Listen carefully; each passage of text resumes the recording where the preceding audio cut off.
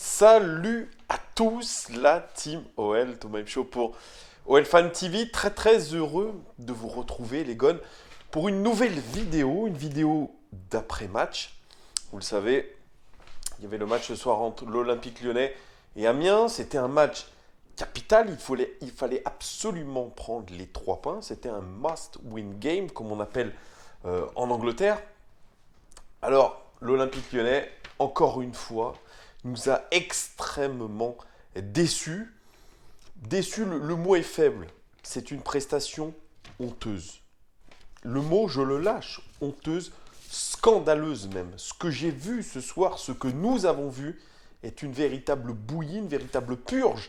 Mais ce n'est pas la première et c'est ça qui est encore plus rageant. On a vu une équipe de l'OL complètement apathique.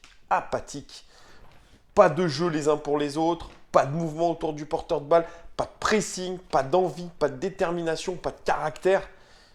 C'est tout simplement inadmissible, sachant que on se devait de prendre ces 3 points, puisque je vous le rappelle, si on veut accrocher le podium, il faudra gagner pratiquement tous nos matchs, et pour l'instant, c'est loin d'être le cas. Amiens, 18e de Ligue 1, 18e de Ligue 1, nous à domicile, certes, dans un froid de canard au Groupama Stadium, devant pas énormément de spectateurs, mais quand même, tout de même, quand même, franchement, on est dans une semaine décisive, nous sommes dans un mois décisif pour notre saison, et qu'est-ce qu'on se retrouve à faire? À jouer un football des plus dégueulasses. Mais ça, c'est quelque chose qui est courant, qui est constant à l'Olympique Lyonnais, même s'il y a eu un très bon mois de janvier. Moi, je vous l'ai dit, le jeu, ce n'est pas ça. Il n'y a pas de contenu. Il n'y a pas de projet de jeu de la part de Rudy Garcia. Ça, je vous en avais parlé déjà après la victoire face à Toulouse. On a gagné. Bon, certes, c'était bien, on a gagné. Mais dans le contenu, ce n'est pas bon. Et je vais reprendre les propos de Sofiane, mon ami Sofiane, qui dit si on joue mieux, on a beaucoup plus de chances de gagner les matchs que de gagner les matchs tout mouillé de chaud comme ça, en jouant mal, etc. Je suis d'accord avec lui. C'est vrai que vous pouvez gagner des matchs comme ça contre des adversaires très faibles en ayant une petite individualité par moment qui va débloquer le match, style un Aouar, style un Cherki. Mais là, quand le niveau monte un petit peu et quand la pression augmente, si vous n'avez pas de contenu à proposer, eh bien, vous courez carrément à la défaite. Ce match-là, c'est vrai qu'il y a quelques temps, un match comme ça, on l'aurait perdu. On doit rendre un petit peu quand même hommage à notre charnière centrale qui a été très bonne ce soir. J'y reviendrai par rapport aux notes des joueurs. Ce qui a bien tenu, c'est notre défense centrale et c'est notre gardien qui a fait un arrêt, c'est vrai, dans le match. Mais tout de même, il a été très vigilant, Anto Lopez, pour son retour. Mais voilà, notre défense centrale, elle tient la baraque, c'est sûr et certain. Mais le reste, c'est absolument catastrophique. Il faut se remettre en question. Ce qui aura eu le mérite, en tout cas, de redynamiser un petit peu cette équipe, c'est la rentrée de Ryan Cherki à la 66e.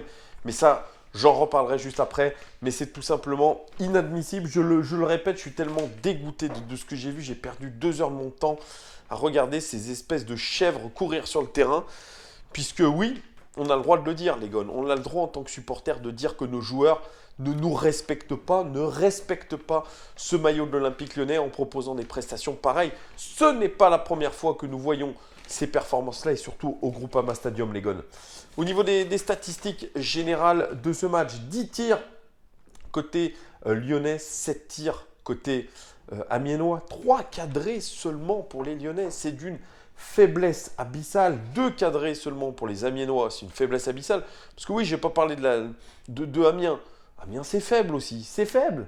Mais quand à la mi-temps, Thomas Monconduit dit, bien avec un peu plus de justesse dans notre jeu, on peut faire beaucoup mieux et en tout cas inquiéter ces Lyonnais, ça me fait peur aussi. Oui, parce que je vous parlais un petit peu aussi, je reviens, désolé, je fais des digressions, mais ça me revient. C'est vrai, moi, ce qui m'a marqué dans ce match-là, c'est ce manque de justesse technique et ces décisions complètement ahurissantes de nos joueurs. Je crois qu'ils ne se concentrent pas, je crois qu'il n'y a rien qui fonctionne. Et Rudy Garcia, en conférence de presse, a dit qu'il allait demander des explications aux joueurs, puisque c'était eux qui étaient sur le terrain. Ils se demandent pourquoi les joueurs font à chaque fois les gestes les plus difficiles, ne joue pas en une touche de balle, n'essaye pas d'avoir de la fluidité dans le jeu. Oui, mais le chef d'orchestre, c'est qui? C'est qui? Ben, c'est Rudy Garcia. Donc, qu'est-ce qu'il va demander aux joueurs? Les joueurs vont baisser la tête, ils vont dire quoi? Enfin bref. Au niveau des passes réussies dans le dernier tiers, c'est particulièrement faible aussi. 96 passes réussies dans le dernier tiers pour l'Olympique Lyonnais seulement. 55 passes réussies dans le dernier tiers pour Amiens seulement. Au niveau des dribbles réussis, 24 dribbles réussis côté lyonnais, 19 dribbles réussis côté amiénois. Au niveau des centres, on centre encore, on centre, mais avec tellement peu de réussite. 24 centres côté lyonnais, 14 centres côté amiénois. Ça, c'est la tactique Rudy Garcia, c'est centrer, centrer, centrer, centrer, centrer. Ça ne sert à rien puisqu'on n'a pas de bons centreurs et nos attaquants se déplacent mal dans la surface de réparation. Donc, ça ne sert pas à grand-chose. Au niveau de la possession dans le camp adverse, c'est là que c'est inquiétant. 48% de possession dans le camp adverse pour les Lyonnais, 52% de possession dans le camp adverse pour les Amiénois. Même là, nous sommes battus. Au niveau des passes réussies dans la surface de réparation, 10 passes réussies dans la surface sur 23 pour les Lyonnais. C'est pas bon du tout. 10 passes réussies sur 23. C'est moins de la moitié des passes dans la surface de réparation réussies. Ce n'est pas bon. 5 passes réussies dans la surface de réparation sur 11 côté amiénois, quasiment la moyenne pour eux. Au niveau des expected goals, là c'est... Je n'ai pas de mots. 0,48 pour l'Olympique Lyonnais. 0,33 pour Amiens.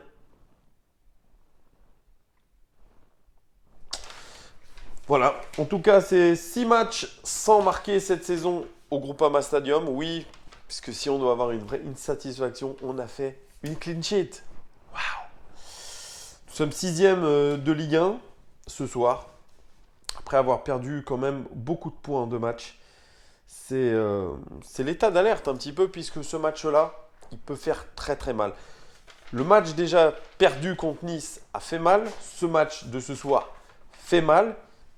Et le match qui arrive contre le Paris Saint-Germain, je ne vous laisse même pas imaginer. Au niveau des prestations individuelles et des notes, Anto Lopez fait un bon match pour son retour. Très vigilant. Il a eu sur la seule occasion, je crois, de Amiens, il la détourne bien. Il est vigilant sur les centres amiénois. Vraiment un bon retour pour lui. Je lui mets 7 sur 10. Denayer, 64 passes réussies sur 70, record du match, 9 ballons récupérés, 5 dégagements, record du match. C'est un très bon match de la part de Denayer. Toujours très concentré, très serein. Lors des dégagements, lors des relances, très vigilant. Vraiment, on a eu une défense centrale vraiment à toute épreuve ce soir. Bon, c'est que Amiens en face, mais voilà, ils ne se sont pas troués. Ils se sont restés très concentrés, très sérieux. Et franchement, dans cette équipe, quand vous avez 3 joueurs simplement sur 11 qui sont concernés, vous ne pouvez pas gagner un match, c'est pas possible. Je lui mets la note de 7 sur 10 lui aussi. Marcelo, 54 passes réussies sur 70. Vous allez me dire, c'est pas un ratio terrible, mais Marcelo, à sa décharge, il a essayé de relancer vers l'avant, essayer de casser des lignes via ses passes. Il a tenté des choses. Ça n'a pas tout le temps marché, mais en tout cas, il a fait un bon match aussi. 4 tacs réussis, 4 dégagements. Franchement, il fait un match très sérieux. Il est là, il est présent. Ça reste notre charnière centrale de référence de Nayer Marcelo. On doit se le dire. Marcelo, je le note lui aussi. 7 sur 10 les gones. Kenny Tété, 45 passes réussies sur 61. Moyen, une passe clé. C'est sur cette très belle ouverture, ce centre pour Yann Cherki. 16 passes réussies dans le dernier tiers sur 21. C'est le record du match tout simplement. Un centre réussi sur 5, c'est faiblard. Et 3 dégagements pour un Kenny Tété qui a montré de grosses difficultés encore une fois dans la justesse technique, dans rien que cette amortie de la poitrine qu'il rate, je crois que dans les dernières minutes de jeu où il y avait une bonne situation, des passes toujours stéréotypées. Si vous regardez, l'ensemble de ces passes sont faites sur son côté. Voilà. Le mec, il regarde que devant lui, il n'essaye pas de chercher des passes intérieures, il n'essaye pas lui aussi d'aller intérieur. Kenny Tété, je suis désolé, c'est pas assez bon. C'est pas assez bon. C'est pas un joueur sur qui vous pouvez compter. C'est pas un joueur fiable. Moi, il m'impressionne pas des masses, Kenny Tété. Et franchement, pour l'instant, ça reste extrêmement compliqué pour lui. Et ce match-là, il n'est pas encore au top niveau, je le dis. Il fait partie de ces joueurs-là qui ne m'ont pas impressionné, en tout cas où je me dis à chaque fois, ah, mec, t'as abusé là, t'as abusé. Voilà, ce mec-là, je me dis toujours ça. Je lui mets la note de 4 sur 10 à Kenny Tété. Maxwell Cornet, remis arrière gauche puisqu'il y avait un nombre incalculable d'absents, enfin incalculable, Raphaël et Marsal étant suspendus. 50 passes réussies sur 66, c'est moyen. Une passe clé pour lui, 11 passes réussies dans le dernier tiers sur 17, 200 réussis sur 3, wouh, pas mal. Et 10 ballons récupérés pour Maxwell Cornet, c'est le record du match. Il a été moyen, Maxwell Cornet. Ce n'est pas son poste de prédilection. Il joue un petit peu les pompiers. On sent que de temps en temps, c'est un peu à l'emporte-pièce, des grands dégagements, ou alors même un dégagement dans l'axe à un moment donné dans la surface de réparation. On s'est dit, waouh, oh là là, il nous met un peu en difficulté. Moi, je ne l'ai pas trouvé bon dans ce rôle. Hein. Vraiment, pareil que Kenny Tété, très moyen. Même s'il récupère des ballons, il essaye d'être concentré. Eh bien non, moi je ne l'ai pas trouvé extraordinaire ce soir, une nouvelle fois, à l'image de l'ensemble de ses coéquipiers. Il doit faire beaucoup mieux, Maxwell Cornet. Donc je lui mets la note de 5 sur 10. Titularisation, oui, c'est un 4-4-2. Titularisation ce soir de Gianlucas. 3 tacles réussis pour lui, 3 interceptions, record côté lyonnais dans ce match, 3 fautes commises, record du match. Gianlucas, il a passé sa rencontre à jouer à l'envers. Je n'ai pas reconnu le Gianlucas qui avait joué contre Nantes notamment. Je n'ai pas reconnu ce joueur qui a cette capacité à se projeter vers l'avant, à apporter des solutions offensives, à tirer. Non, je n'ai pas retrouvé ce Gianlucas. Malheureusement, il avait cette occasion de montrer qu'on pouvait compter sur lui, qu'il pouvait être un élément fort de cette équipe, qu'il pouvait apporter lui aussi sa graine. On a eu un milieu de terrain qui n'a absolument pas enflammé les débats, qui n'ont absolument pas dominé. Et Gianlucas en fait partie. Manque cruel de créativité, trop de fautes commises pour lui. Il a fait un minimum d'interventions. Vous voyez, 3 inters, c'est le record côté lyonnais, 3 tacles. Voilà, il a été sorti pour être remplacé par Thiago Mendes. Bref, Gianlucas, pour moi, c'est 4 sur 10 aussi. Lucas Touzard, 55 passes réussies sur 64. Une passe clé, 11 passes réussies dans le dernier tiers sur 15. 2 dribbles réussis, record côté lyonnais dans ce match. 8 ballons récupérés, 5 tacles réussis, record du match. 3 fautes subies. Lucas Touzard a fait du Lucas Touzard. Beaucoup d'abattage, beaucoup de compensation des erreurs de ses partenaires. Une envie de jouer vers l'avant. Quand même, hein, il faut le dire, il a essayé de jouer vers l'avant. Il a essayé d'accélérer par moment le jeu. Porte un peu trop le ballon, mais en tout cas, il va essayer de fixer son adversaire. Moi, je trouve que sur ce match-là, il est loin d'être le plus mauvais, ou en tout cas, c'est l'un des moins dégueulasses de ce match-là, côté lyonnais. Ça reste du Lucas Touzard dans le texte, ça reste un joueur pas capable de dominer à lui tout seul le milieu de terrain, de tacler, relancer, c'est pas son truc. Il est au four et au moulin ce soir. Lucas Touzard, c'était l'un des meilleurs lyonnais, ou si ce n'est peut-être le meilleur lyonnais. Je lui mets la note de 6 sur 10 à Lucas Touzard. Bertrand Traoré, une passe clé, un centre réussi sur 7. Combien de centres Bertrand Traoré a envoyé en tribune ou au 4e poteau? Les stats parlent d'elles-mêmes. Hein. 2 duels aériens offensifs réussis sur 5. Prestation lunaire, on rappelle, Bertrand Traoré n'a toujours pas marqué le moindre but cette saison en championnat. Série en cours.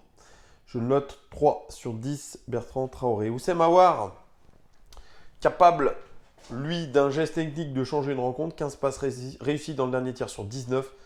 2 dribbles réussis, record côté lyonnais dans ce match, autant que Lucas Touzard.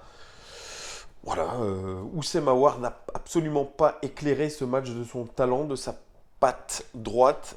Voilà, un match éteint de sa part. Il n'a absolument pas été le leader créatif de notre équipe. Voilà, pareil. Sur courant alternatif, Oussem Aouar capable de faire une action de génie par moment. Et puis, à d'autres moments, à d'autres matchs, complètement éteint. Incapable de peser sur les débats. Ça aussi, c'est une grande question, un grand mystère. Joueur de talent, joueur qui a énormément de ballons.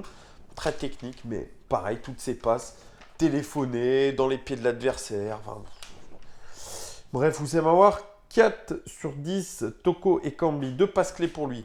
Record du match, 3 centres réussis sur 5. Record du match, 2 dribbles réussis, 2 duels aériens offensifs réussis sur 3. Il a fait une bonne première mi-temps, surtout Toko Ekambi, avec beaucoup d'abattage, beaucoup d'envie. Lui qui était censé tourner autour de Dembélé, s'est souvent retrouvé sur un côté.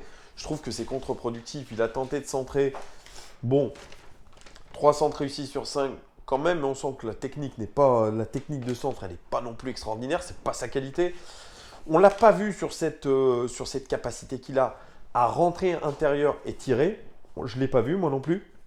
Cette qualité de tir qu'il a.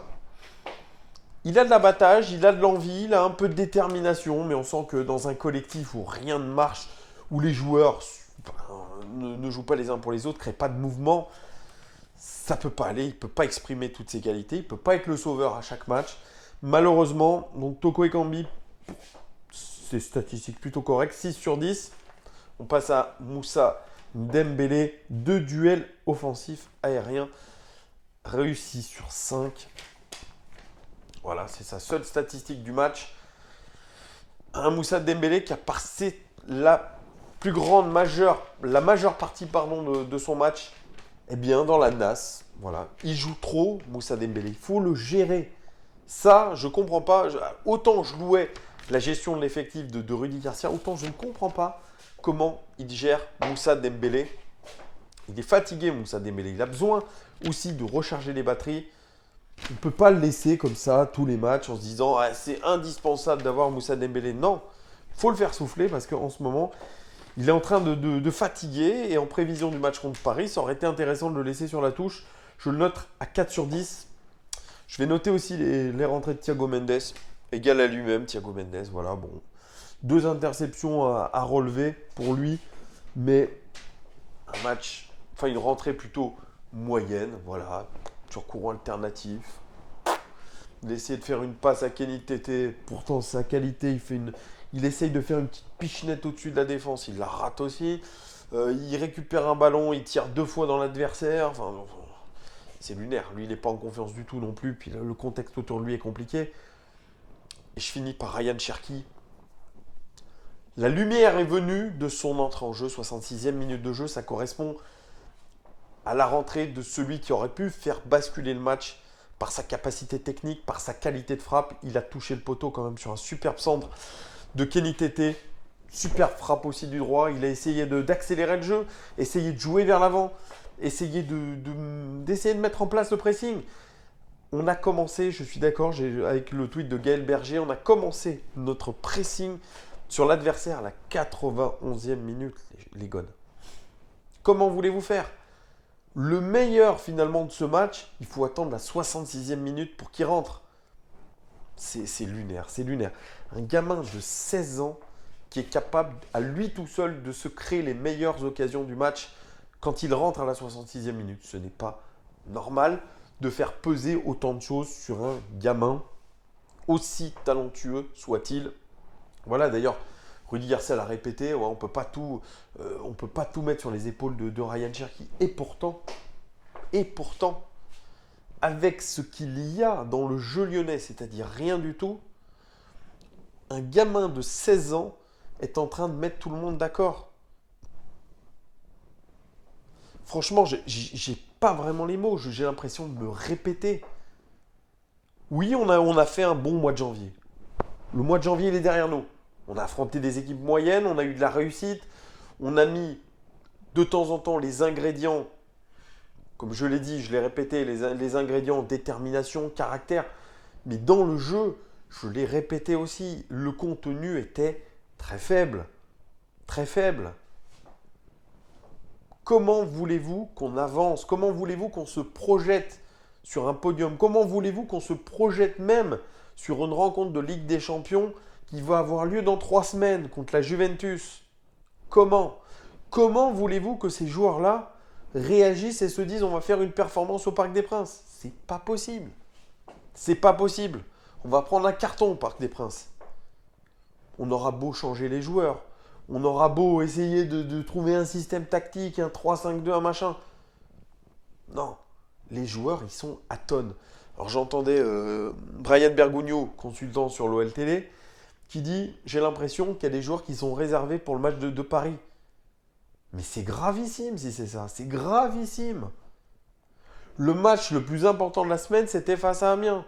C'était pas face au Paris Saint-Germain. On a plus de chances de perdre ce match que de le gagner. Je crois qu'il y a un truc que je ne maîtrise pas. Et ce qui est encore plus grave, c'est que j'ai l'impression que Rudy Garcia, au final, il n'arrive pas à imposer sa patte. Il a réussi à imposer une patte mentale, peut-être, un peu plus, parce que ces matchs-là, je vous le dis, à une époque, on les aurait perdus. On les aurait perdus. C'est la seule chose positive que je retiens. Mais pour le reste, mais qu'est-ce qu'il travaille à l'entraînement? Soi-disant, il veut un jeu à une touche de balle de la fluidité. On voit que des types qui sont en train de faire une, deux, trois touches de balle, qui s'orientent mal, qui prennent les mauvaises décisions. Les appels ne sont pas faits au bon moment. Parce que oui, le mec, le porteur de balle, il a besoin qu'on lui fasse un appel au bon moment, qu'on lui fasse un appel dans le timing. S'il n'a pas cet appel-là, il ne peut pas mettre sa passe. Logique, non? Qu'est-ce que c'est aussi que ces dégagements à l'emporte-pièce à chaque fois devant? Des grandes balles tirées devant, on essaye de jouer les seconds ballons, on n'y est pas sur les seconds ballons, on n'y est pas sur les seconds ballons, on n'a pas un milieu ce soir qui est dominateur. En face de nous, c'est Amiens. Selon les propos de Rudy Garcia, on a été mis en difficulté par le pressing amiénois. Enfin, je pense qu'il va falloir clairement se réveiller durement. Parce que là, pour l'instant, la Ligue des Champions, elle est très loin. Elle est très loin. On n'ira pas sur le podium. Et j'ose pas imaginer les pertes financières. Mais après, j'ai une petite lueur, je me suis dit, s'il signe le contrat avec Fly Emirates, ça risque de compenser en tout cas la non-participation en Ligue des Champions. On est déjà dans ce calcul-là, l'Olympique Lyonnais, je pense aujourd'hui en se disant, qu'est-ce qu'on fait si nous ne sommes pas en Ligue des Champions? Ben, c'est simple, déjà les joueurs, coup de balai, déjà, je pense que ça ne fera pas de mal. Hein. Parce que certains, ça commence à devenir chiant. Ça fait 3 ans, 4 ans, c'est la 4e année qu'on a ça. Ça, tout le temps ça. Tout le temps ça. Et encore, cette année, c'est la première année où il y a si peu de jeu, si peu d'identité. On ne peut rien prévoir avec cette équipe. Donc oui, je le répète, je me répète tout le temps d'ailleurs, le mois de janvier a été bon. On est encore en lice dans toutes les compétitions. Mais attention, ça peut très très vite déchanter. Il peut y avoir élimination en Coupe de France. Il peut y avoir défaite en finale contre Paris en Coupe de la Ligue. Il peut y avoir élimination contre la Juventus en Ligue des Champions. Et il peut ne pas y avoir de podium à la fin de saison. Je fais un petit peu le déclinologue là. Je fais un petit peu le mec négatif. Mais franchement, quand vous tapez 2 heures de match, 1h30, pardon, mais 2 heures en comptant la mi-temps, quasiment 1h45, aussi pourrave, franchement, il faut être... Ça vous dégoûte, ça vous dégoûte. Voilà, bon bref, j'arrête, ça fait 23 minutes que je parle, que j'arrive pas à m'exprimer correctement, que je déblatère des choses que j'ai déjà déblatérées un nombre incalculable de fois. À vous maintenant de me dire qu'est-ce que vous avez pensé de cette prestation. Lâchez-vous, dites-moi tout en commentaire. Vous avez le droit, c'est votre chaîne, c'est vos avis qui comptent. Voilà, merci en tout cas de votre soutien les gars. Désolé pour la vidéo d'hier qui était pourrie, effectivement, le son était naze. Désolé, j'espère que ça ne se reproduira pas les gars. Et puis, profitez quand même de votre fin de semaine. Il y a le match du Paris Saint-Germain qui arrive. Il y aura la conférence de presse aussi vendredi de l'OL qui va lancer son nouveau sponsoring, Fly Emirates. Donc ça aussi, j'en ferai une vidéo. Il y aura l'avant-match du match contre le PSG. Et puis, il y aura ce match-là. On aura le temps d'en reparler. En tout cas, dites-moi tout en commentaire. Lâchez-vous les gars. Vous avez le droit de dire ce que vous voulez. Bonne soirée. Ciao!